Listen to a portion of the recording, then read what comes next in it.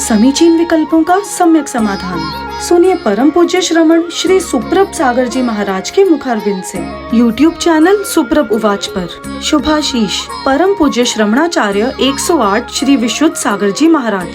सानिध्य श्रमण सुप्रभ सागर जी महाराज, श्रमण प्रणत सागर जी महाराज। पुणे आर्जक श्री रविंद्र जयश्री, कुमारी परिणा गहाणकर अमरावती, 100 मोक्षता राजस डोन गावकर औरंगाबाद। ओम नमः सिद्धिभ्य अनंत अनंत सिद्ध परमेष्टि भगवान की परम पूज्य आचार्य भगवंत गणाचार्य श्री विराग सागर जी महाराज की परम पूज्य पट्टाचार्य आचार्य भगवंत गुरुवर विशुद्ध सागर जी मुनि महाराज की परम पूज्य मुनि श्री प्रसम सागर जी सुप्रभ सागर जी महाराज की समीचीन विकल्पों का सम्यक समाधान, सम्यक ज्ञान की वह अलौकिक विधा जो हमारे जीवन को सम्यक ज्ञान रूपी ज्योति से ज्योतित करते हुए हमारे कल्याण का पथ प्रशस्त कराने वाली है। और ऐसे आत्म कल्याण की विधा परम पूज्य आचार्य भगवंत गुरुवर विशुद्ध सागर जी महाराज के मंगल सुभाषिष से परम पूज्य मुनि श्री सुप्रभ सागर जी महाराज द्वारा प्रतिदिन आपको प्रदान की जाती है। तो आप भी पुरुषार्थ करें और अपना समीचीन विकल्प भेजते हुए परम पूज्य मुनि श्री से उसका सम्यक समाधान प्राप्त करें। प्रारंभ करते हैं आज का सम्यक समाधान।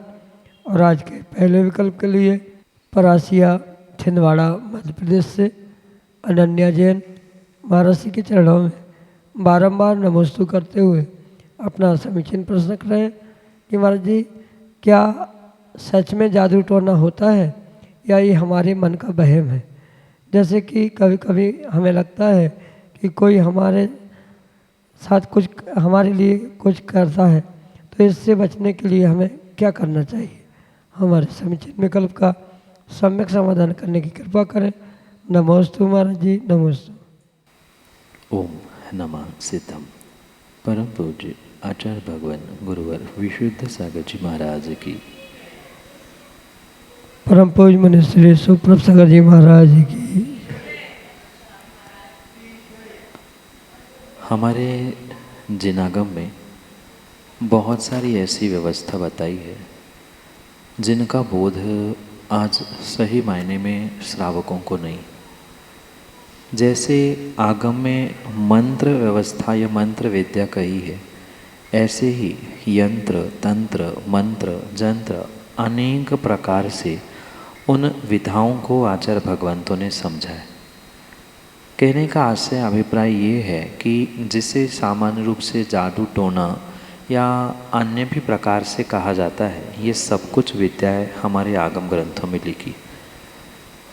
उसका प्रत्येक का उपाय भी लिखा है, कौन किस प्रकार की विद्या से किसको क्या कर सकता है या क्या विद्या का क्या फल होता है, कैसे यंत्र या जो तंत्र होते हैं जिसे जादू टोना टोटका आदि कहा जाता है, ये सब कुछ लिखा हुआ है जो सामान्य रूप से घर में देखने के लिए मिलता है। नज़र उतारना है, ताबीज़ बांधना है, काला धागा बांधना है या अन्य भी शुभ कार्यों में किए जाने वाले जो कार्य है, ये इसी तंत्र के अंतर्गत टोटका जिसे सामान्य रूप से कहा जाता है, इसी प्रकार से वो भी होते। पर आवश्यकता नहीं है कि कोई किसी को बिना कुछ प्रयोजन के कुछ करे। बहुत सारे लोगों को ये भ्रम है हमारे साथ कुछ गलत हो रहा है, कर्मोदय भी हो सकता है, आपकी स्वयं की करतूत भूल भी हो सकती है। पर अक्सर व्यक्ति यही सोचता है कि किसी ने मेरे साथ कुछ किया है, कोई जादू टोना कर रहा है, कोई हम पर मंत्र तंत्र कर रहा है। ये बहुत सारे लोगों की भ्रांति होती है, होता भी है, पर सबके लिए करने के लिए इतना कोई आदमी फ्री नहीं बैठा है कि जो किसी के लिए करता ही बैठा हो। कुछ ना कुछ पुराना कुछ ऐसा संबंध, किसी के साथ विशेष वैर है, आपने किसी का कुछ बिगाड़ा है तो ये फिर भी संभव है। पर सामान्य रूप से ये सोचना कि कोई मेरे पीछे पड़ा है, मेरे लिए कर रहा है, ये किसी प्रकार से उचित हो नहीं सकता। इसलिए चाहे किसी ने कुछ किया हो अथवा नहीं भी किया हो, पर परम सत्य यही समझना कि ये सब कुछ अपने पुण्य पाप पर डिपेंड करता है। अगर व्यक्ति का तीव्र पुण्य है, सातिशय पुण्य का उदय चल रहा है, तो चाहे जो टोटका करे, जादू करे और भी कोई मंत्र यंत्र तंत्र करे, वह उसके लिए प्रभावशाली नहीं हो सकते। जब पुण्य क्षीण होता है, जब कहीं न कहीं पाप का उदय चलता है, तो ही ये सभी निमित्त प्रभावशाली होते हैं। पर ये भी कहना उचित नहीं है कि ऐसा कार्य होता नहीं, या ये मात्र कल्पना है, मिथ्या है, ऐसा भी नहीं। पर इससे ही सब कुछ हो रहा है, ऐसा नहीं। व्यक्ति का अपना विशेष पुण्य है, तो सामने वाला कितना भी कुछ जादू टोना करे, कोई किसी का कुछ बिगाड़ नहीं सकता। इसलिए अपने स्वयं के पुण्य को बढ़ाने का प्रयास करें, चाहे किसी ने किया हो अथवा ना किया हो। सच्चे देवशास्त्र गुरु की आराधना, भक्ति आदि करने से ये सब कुछ समय आने पर कम अवश्य होते हुए देखने के लिए मिलेगा। यही आपके लिए सम्यक समझ। नागपुर महाराष्ट्र से आशीष जैन महाराष्ट्र के चरणों में बारंबार नमोस्तु निवेदित करते हुए अपना प्रश्न रख रहे हैं कि महाराज जी, सची इंद्राणी भी मोक्ष जाती है क्या और कैसे? हमारे समीचीन विकल्प का सम्यक समाधान करने की कृपा करें। नमोस्तु महाराज जी, नमोस्तु। सची इंद्राणी नियम से स्वर्ग और स्वर्ग की उस संपदा को भोगते हुए पुनः मनुष्य बनकर मोक्ष जाती है, इसमें कोई विकल्प नहीं। ऐसा स्पष्ट रूप से आगम में उल्लेख है कि जैसे सौधर्म एक भवावतारी होता है, ऐसे उसकी भार्या वह सची इंद्रायणी भी एक भवावतारी होती है। मतलब वहाँ सची पर्याय में जो तीर्थंकर परमात्मा बालक के उस जन्म कल्याणक के समय में अनीचा भक्ति के साथ उस बालक को संवारना, उसका श्रृंगार आदि करना, इन कार्यों के माध्यम से वह एक भवावतारी अवस्था को प्राप्त करने वाली नियोगिनी बनती है। साथ में उसके अलावा भी जो उस पर्याय को प्राप्त करने वाली होने से, मतलब सची बनी, ये नियोग है कि अगली पर्याय में वह मनुष्य बनेंगी। मनुष्य ही नहीं, पुरुष बन के, मुनिराज बन के साधना तपस्या करते हुए मोक्ष चली जाती है। इतना ही नहीं, एक सौधर्म इंद्र के काल में 40 नील सचियाँ मोक्ष को जाती है।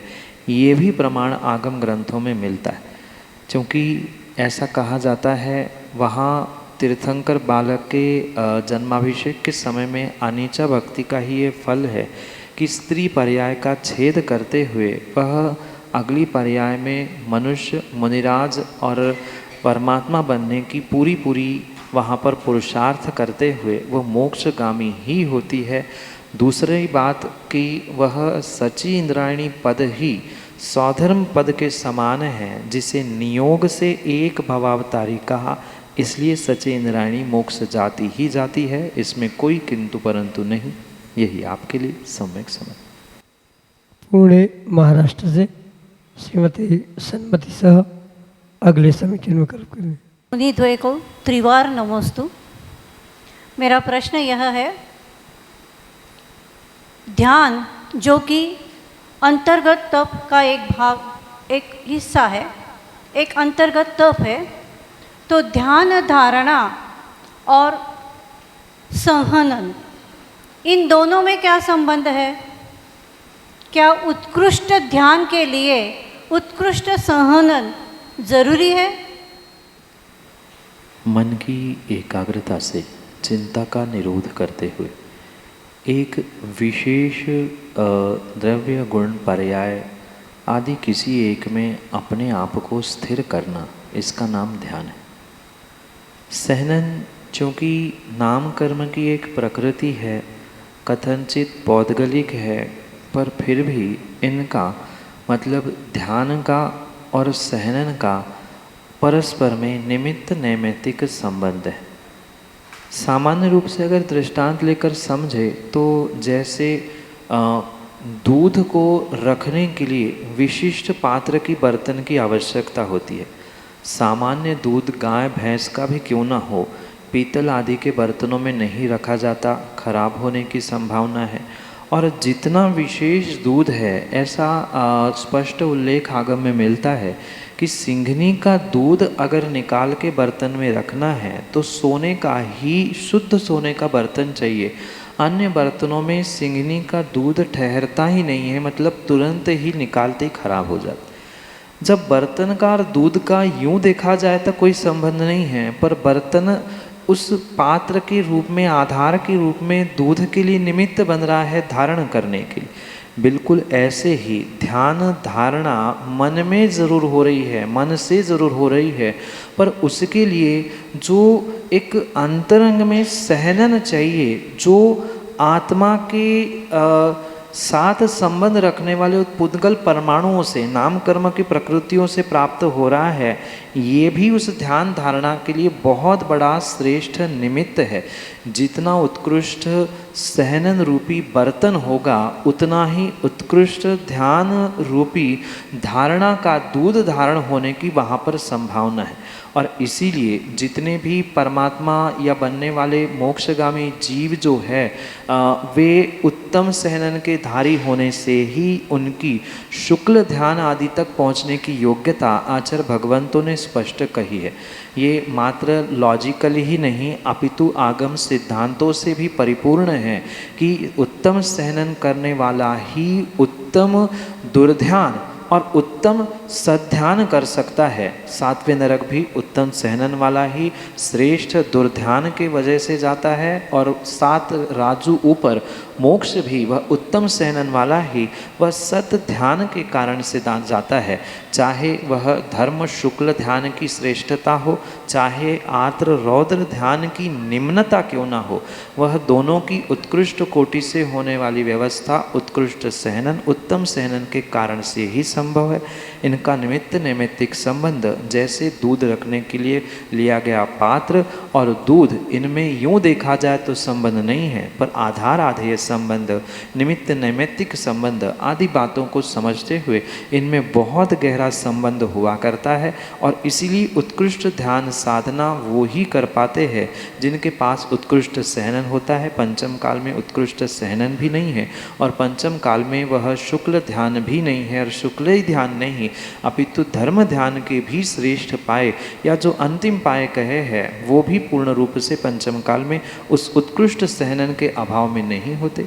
यही आपके लिए सम्यक समझ। हरीश जैन, नागपुर महाराष्ट्र से अगले समीक्षण विकल्प में। नमोस्तु महाराज जी, मैं अकेला हूँ, एकत्व भावना क्या है? आप अकेलो अवतरे, मरे अकेले हुए, यूँ कवस जीव में साथी सगा न कोय। इक्को करदी कम्मम, इक्को हिंडदीय दीह संसारे, इक्को जायदी मर्दीय तस्य फलम भुंजदी इक्को। ये सभी एकत्व भावना के ही सूत्र आगम ग्रंथों से प्राप्त होते हैं। इसमें सीधा सा उद्देश्य और अभिप्राय इतना है कि जीव अकेला ही कर्म करता है, अकेला ही कर्मों को भोगता है, और अकेला ही उससे छूटने की संभावना को प्राप्त करता है। इसलिए वहाँ एकत्व बताया जा रहा है। एकत्व का मतलब किसी द्रव्य के साथ, किसी दूसरे पर्याय के साथ जीव का एकत्व नहीं है। एकत्व भावना ये समझाती है कि संसार में तू तेरा अकेला ही स्वयं का कर्ता धर्ता, दुख देने वाला, सुख देने वाला, भोगने वाला, सब कुछ तू अकेला करता है, दूसरा कोई भी तेरा कर्ता धर्ता नहीं है। यही व्यवस्था वहाँ पर एकत्व भावना समझाने का प्रयास करती है।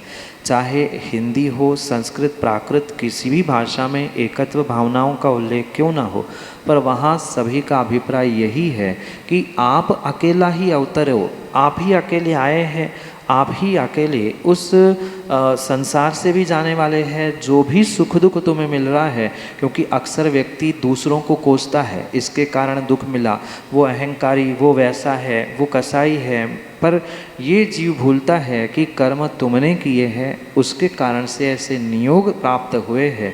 तो वह कर्मों को शांति से सहन करने के लिए ये एकत्व भावना समझाई जाती है कि जैसा आपने किया है वैसा आपको ही भोगना पड़ेगा, और उससे बचना है तो आपको ही उसका बंदोबस्त और पुरुषार्थ करना पड़ेगा।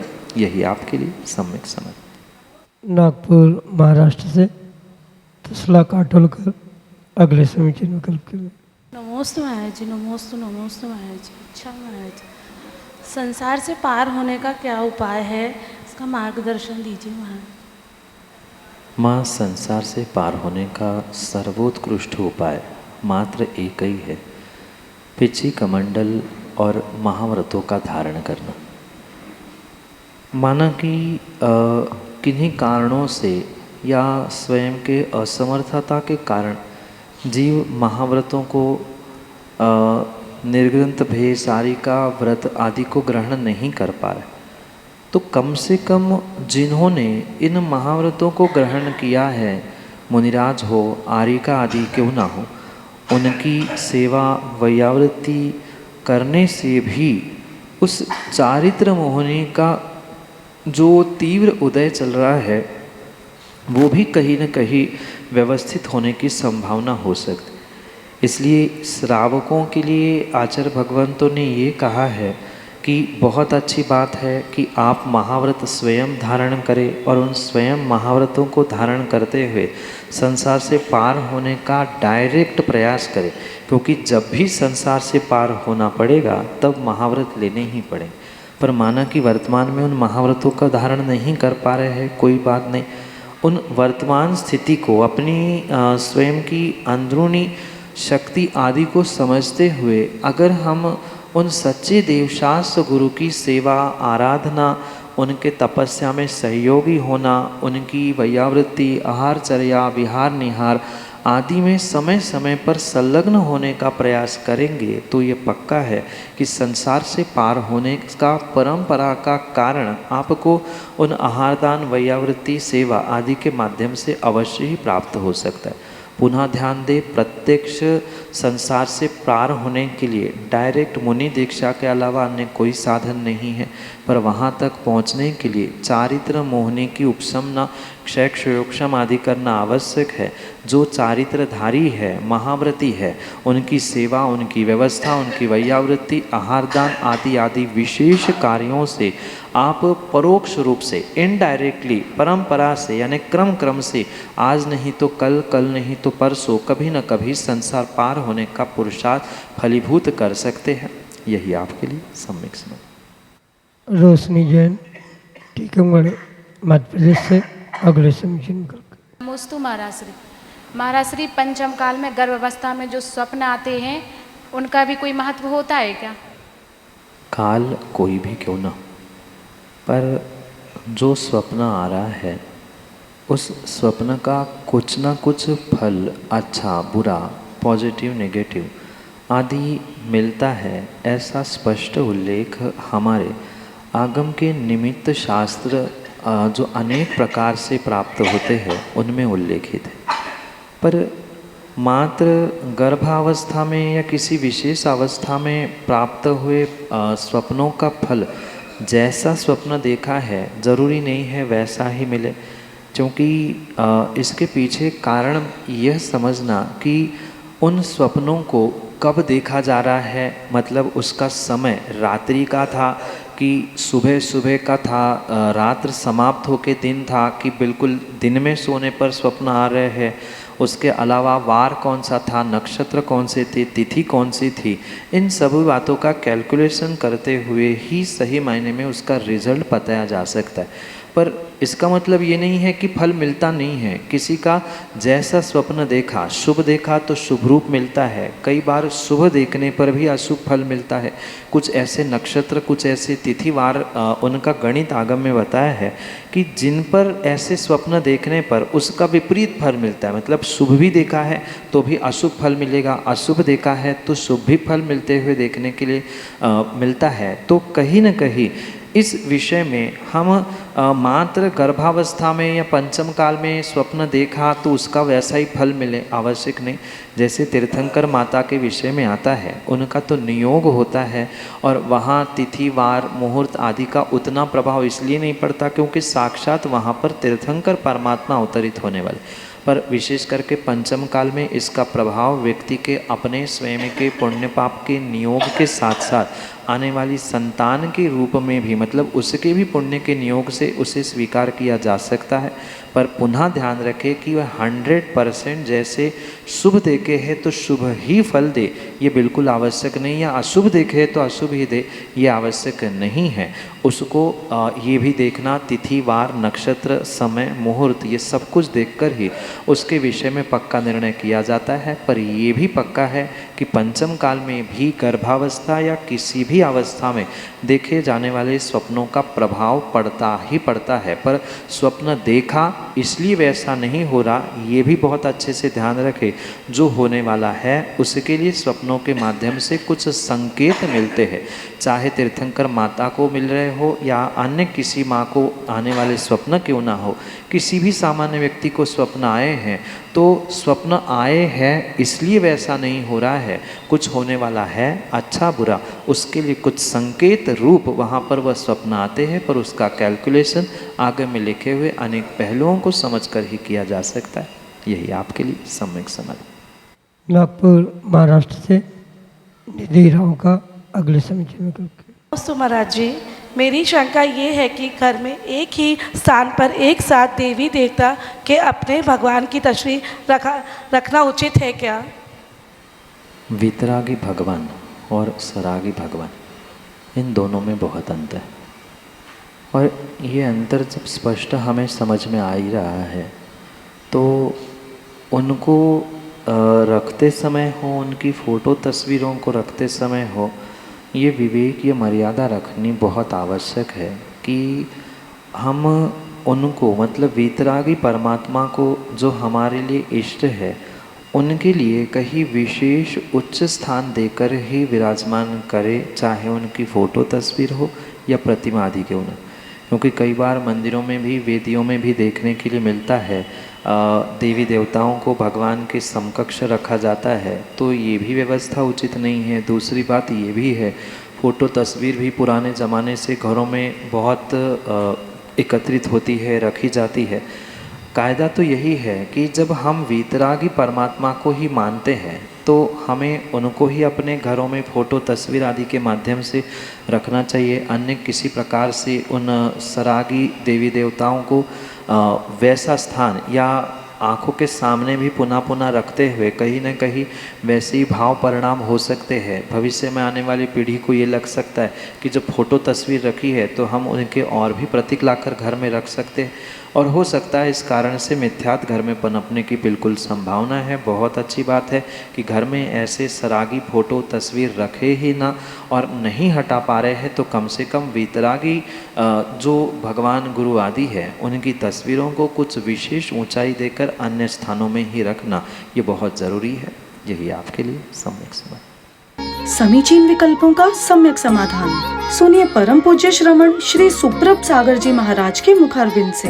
YouTube चैनल सुप्रभ उवाच पर शुभाशीष परम पूज्य श्रमणाचार्य 108 श्री विशुद्ध सागर जी महाराज। सानिध्य श्रमण सुप्रभ सागर जी महाराज, श्रमण प्रणत सागर जी महाराज। पुणे आर्जक श्री रविंद्र जयश्री, कुमारी परिणा गहाणकर अमरावती, 100 मोक्षता राजस डोन गावकर औरंगाबाद।